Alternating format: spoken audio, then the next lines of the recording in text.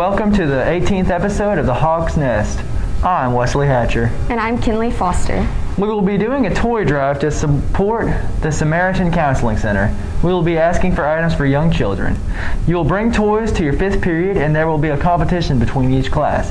You will have until next Friday to donate. The class with the most toys will earn a pizza party. Please bring toys to support a good cause. Hey Stuco, you do get points for bringing toys. Come by Miss West's room and show her the toys and you'll get points. Miss West will be sending out her calendar for the rest of the dress-up days this month. You can also find the calendar around the halls.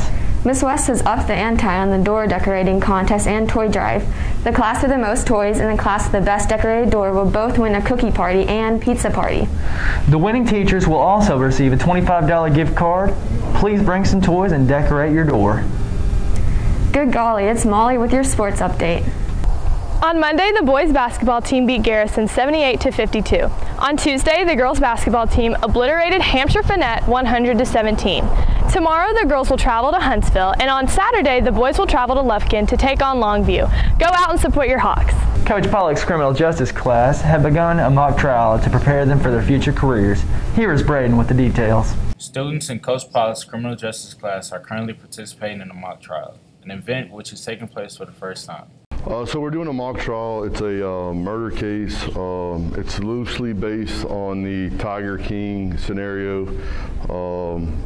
Each class has their own defendant. Students have roles such as defendant, judge, prosecutor, witness, and many more in order to emulate an authentic trial one may see in a real court. I'm the defense witness. I get called to the stage to give my point of view on what happened. The goal of the trial is to teach students interested in criminal justice how a real courtroom trial proceeds, as well to give students a sense of whether or not they are truly interested in criminal justice. So up to this point in class, we have looked at the elements of a crime according to Texas state statute. We have looked at courtroom proceedings, who all is involved, from the judge down to the bailiff and the court reporter. So at this point, it's a culmination of our first semester, looking at how crimes are committed, why they're committed, and then going through the trial process within the criminal justice system. While the trial is loosely based on the Tiger King miniseries, the process by which the jury finds the defendant innocent or guilty stays true to real courtroom procedures. He's accused of murdering his best friend and boss to inherit his inheritance. It really gives the students a first-hand look at how the trial process works. We've talked about the criminal aspect of murder and what the elements of murder are, and at this point we have a prosecution and a defense team that will present a case to either convict or find a not guilty verdict, and it gives the kids a first-hand look at how our criminal justice system works. With Hawk Nest, I'm Braiden Clark. Christmas time is here, and here's Wesley telling you the history of Santa Claus. Hi, I'm Wes, and today I'm going to be telling y'all about Santa Claus. Santa Claus has a rich and fascinating history, dating back well over 1,500 years. His story begins in 3rd century Turkey, where a patron saint, known as Nicholas, gave all of the money he inherited over the years to the less fortunate, saving countless people from a life of poverty.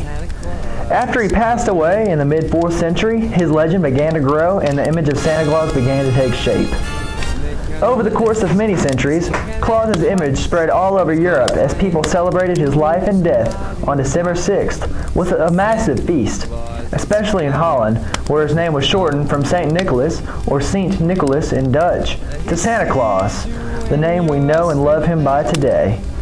The modern-day Santa made his first run in American pop culture in 1822, when Clement Clarke Moore wrote his classic story, The Night Before Christmas, describing St. Nicholas as a jolly fat man who delivered presents to children on Christmas Eve. In that moment, an American icon was born, and St. Nicholas, the Turkish gift giver, became Santa Claus, the bearded sleigh-riding fellow we know and love today. As time went on, countless poems, stories, images, and marketing tactics, such as Coca-Cola Santa Claus, became ingrained in American culture.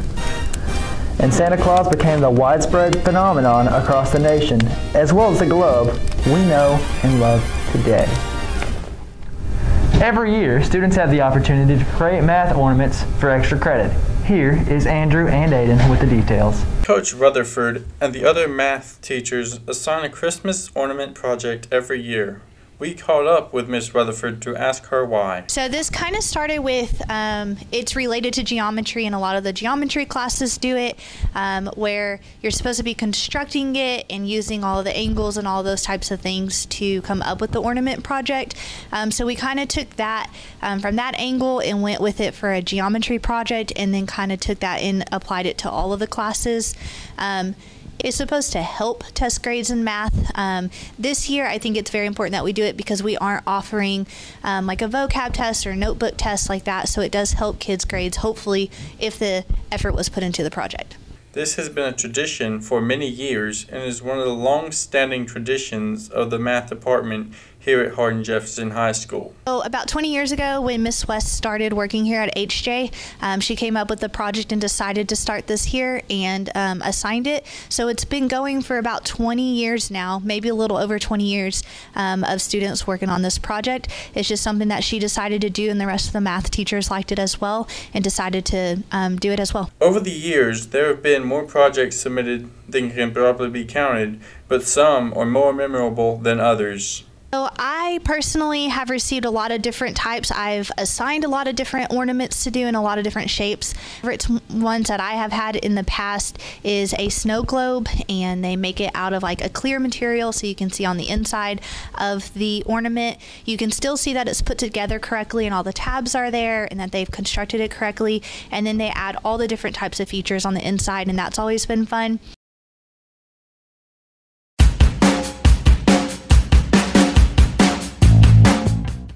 This is Baxter Worth interviewing Jordan Davis for Senior Spotlight. You excited? Nervous? Great. I'm doing great. You ready to go? Yep. All right. First question. What are you doing after high school? I'm going to UNT for college, and then I'm going to be a real estate agent. Real estate agent. Fun. So you were just inducted in the NHS. Is that just a title for a resume, or are you looking to do stuff for the community?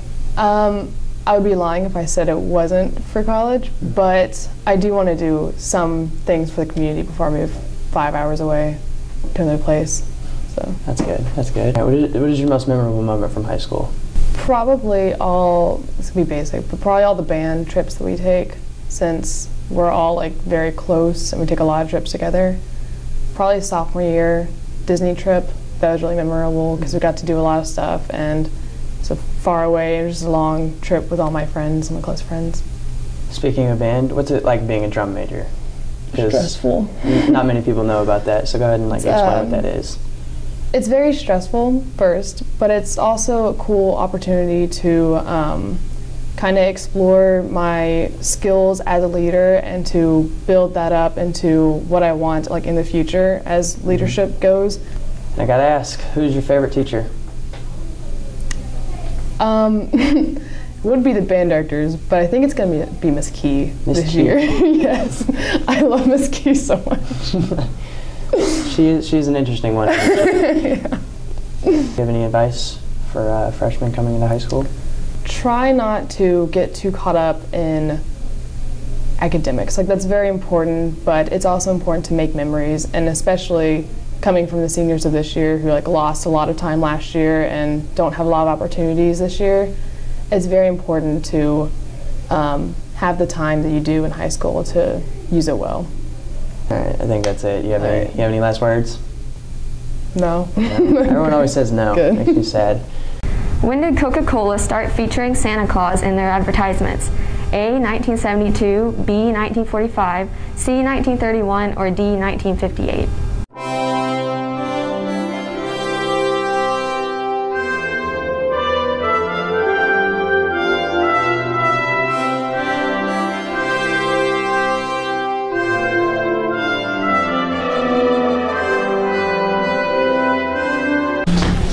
Hi, I'm Layton Fielder. Hi, I'm Braiden Clark. This is We the Hawks.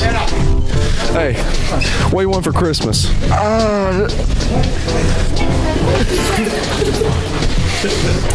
What do you want for Christmas? What do I want for Christmas? To get out of this school, man. All right, cool. What do you want for Christmas, Micah? Shoot. I kind of want a PS5. Me too. Hey, my boy. Hey. Yeah. What do you want for Christmas? I want a reindeer mixed with a dog. That's what I want. What do you want for Christmas, bro? AirPod Pros. Hey, what do you want for Christmas? Some lashes.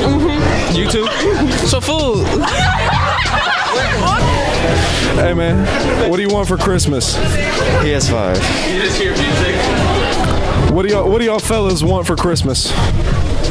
I want my 2 front teeth. I want Mr. Fowler. I want you. What are you saying? Hey, what do you want for Christmas? You. What did he say? What do you want for Christmas? Lashes. Everyone wants lashes. All right, cool. What do you want for Christmas, bro? PS5.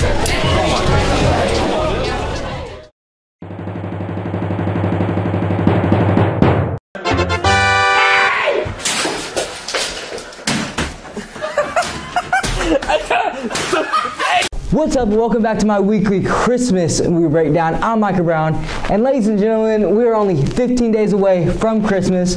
More importantly, only a week away from Christmas break. And I know we all need that, so let's get through it. This week, I'll be breaking down probably the most underrated Christmas movies of all time, The Santa Claus. If you've never seen this movie before, it is about a divorced dad named Scott Calvin who has custody of his son on Christmas Eve. After he accidentally kills a man in a Santa suit, they are magically transported to the North Pole, where an elf explains that Scott must take Santa's place before next Christmas arrives. Scott, of course, thinks he's dreaming, but over the next several months, he grows a big white beard and gains a lot of weight. Then the movie just kind of unfolds from there. Comedy score.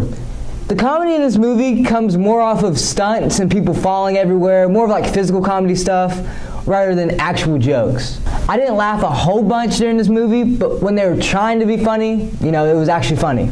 So comedy score, 6 out of 10. Jolly score. Okay, when I was watching this movie, at first I was probably gonna rate the jolly score a little low. I mean, it was just a little sad at first. You know, the son, he didn't want to spend time with his dad on Christmas Eve. He told his mom, hey, can you pick me up early tomorrow on Christmas? I don't want to be with this guy for long. And, you know, it just kind of made Scott, you know, the dad, kind of sad, and made me kind of sad.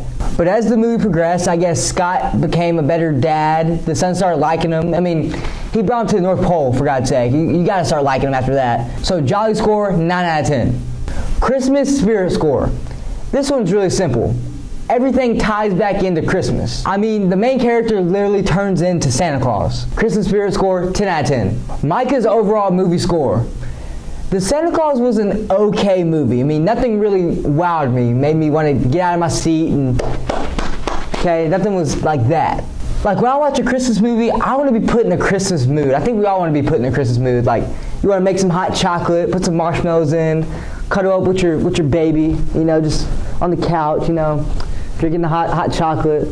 What am I doing with my life? And this movie just really didn't do that for me. With all that said, everything is related to Christmas, so I can't take too much points off. This one's kind of tough. Micah's overall movie score, 7 out of 10. And that has been my weekly Christmas movie breakdown. If you see me in the hallway and you want me to break down a movie, just let me know.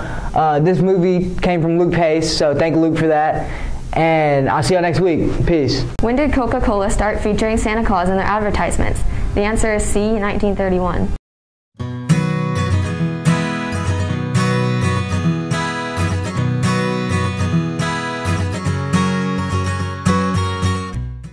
The word of the week is Scrooge, which means a miserly person. That's all for today, and remember, it's a great day to be a Hawk.